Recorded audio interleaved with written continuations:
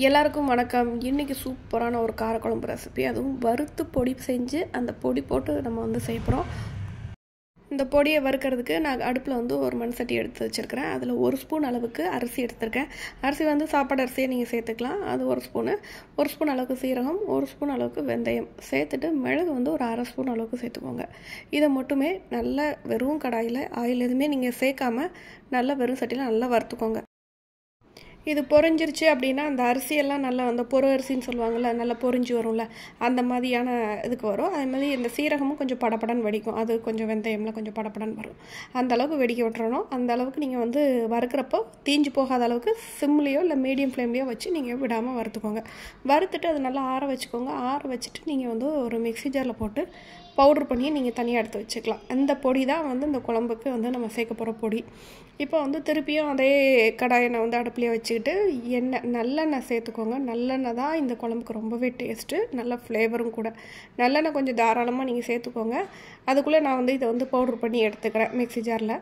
அதுக்கப்புறமா நல்லா எண்ணெய் காஞ்சதுக்கப்புறமா 1 ஸ்பூன் அளவுக்கு கடுகு உளுந்தம்பருப்பு நீங்கள் சேர்த்துக்கோங்க. கடுகு உளுந்தம்பருப்பு ஓரளவு வெடிக்க ஆரம்பித்ததுக்கப்புறமா வெந்தயம் நல்லா தாராளமாக நீங்கள் சேர்த்துக்கலாம். இது வெந்தயம் வந்து சேர்த்தா கசப்பாக இருக்கும்னு ஃபீல் பண்ணிங்கன்னா கொஞ்சமாக சேர்த்தா போதும். ஆனால் வெந்தயம் சேர்க்க தான் அந்த குழம்பு வந்து ரொம்ப நல்லாயிருக்கும். நான் வந்து ஒரு பெரிய ஸ்பூன் அளவுக்கு 1 ஸ்பூன் அளவுக்கு நான் வெந்தயம் சேர்த்துக்கிறேன்.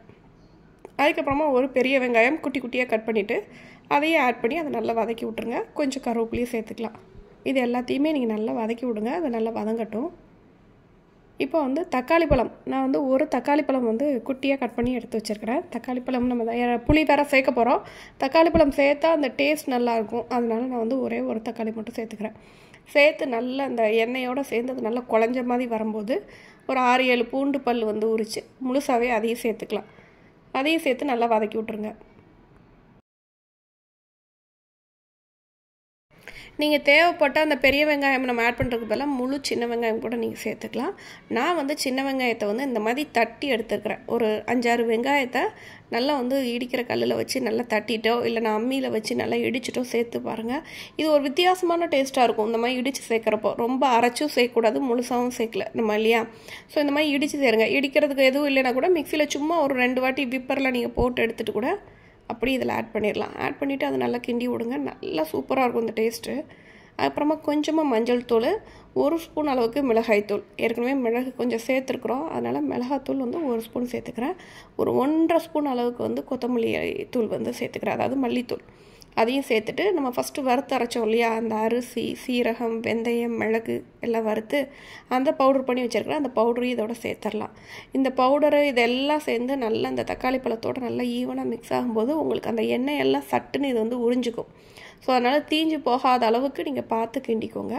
இந்த இடத்துல நீங்கள் அதை ஓரளவு மிக்ஸ் பண்ணி விட்டுட்டீங்க அப்படின்னா புளியை வந்து கட்டியாக கரைச்சி நீங்கள் ஆட் பண்ணிக்கலாம். புளி வந்து ரொம்ப போட வேண்டாம், நம்ம வேறு எதுவுமே ஆட் பண்ணல. ஸோ அதனால் கொஞ்சம் புளியை கட்டியாக நீங்கள் கரைச்சி ஊற்றிக்கோங்க. ரொம்ப திக்காக இருக்குன்னா கொஞ்சம் நீங்கள் தண்ணி கூட ஆட் பண்ணிக்கலாம். நான் அப்படியே ஊற்றிக்கிறேன்.